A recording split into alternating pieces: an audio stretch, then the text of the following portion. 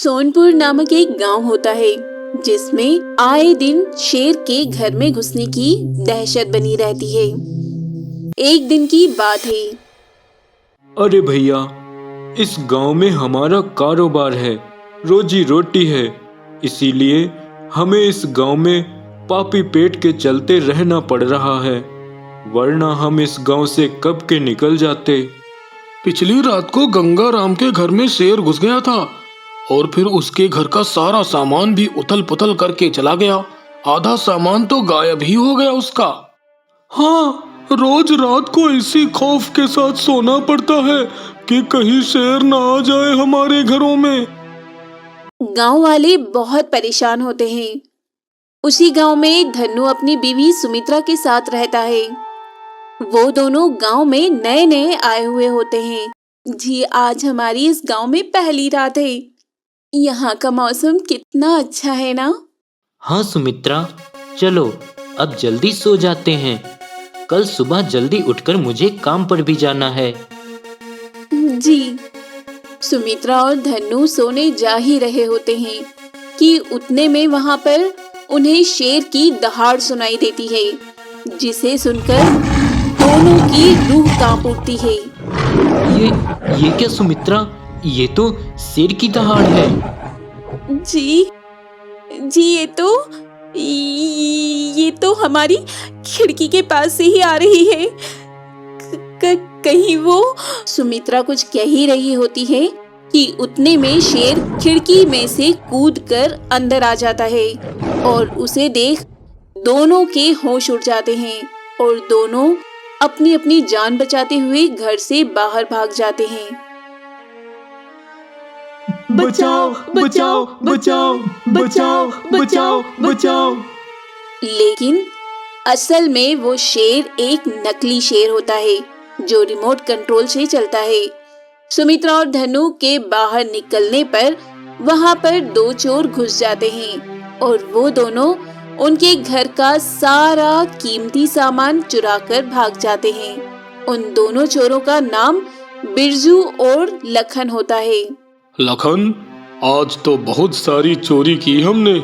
सच में गांव के लोगों को लगता है कि वो एक असली शेर है, लेकिन वो तो एक नकली शेर है। हाँ बिरजू, लोग डरें और घर के बाहर निकलें ताकि हमारा रास्ता साफ हो और हम आसानी से चोरी कर सकें। इसीलिए तो हम ये नकली शेर से लोगों को डराते हैं।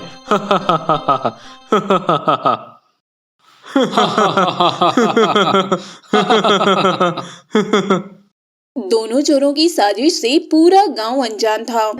गांव में हर 2 रातों में किसी न किसी के घर पर वो नकली शेर घुसता था और लोग घर के बाहर निकलते और तभी बिरजू और लखन अपना हाथ साफ करके वहां से रफू चक्कर हो जाते।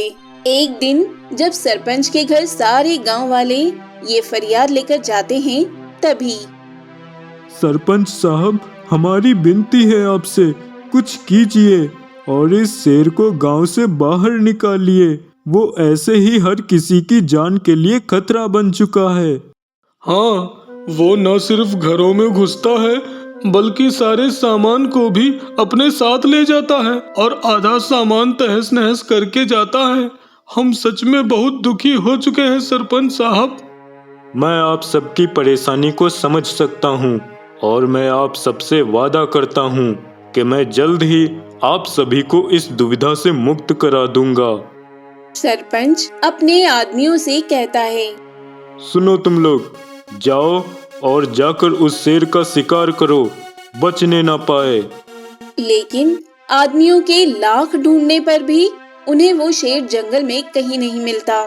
इस बात से सरपंच को काफी आश्चर्य होता है। अजीब बात है, एक ही शेर है, वो भी नहीं मिला। गांव के जंगल में इतने जंगली जानवर भी नहीं हैं, ऐसे में तो उसे आसानी से ढूंढा जा सकता था। मुझे तो इस शेर की पहेली ही नहीं समझ आ रही है। सरपंच साहब, शहर में एक सर्कस का कलाकार है जो जानवरों का निडर होकर सामना कर पाता है। क्यों ना हम उसे बुलाएं? वो एक अच्छा ट्रेनर भी रह चुका है।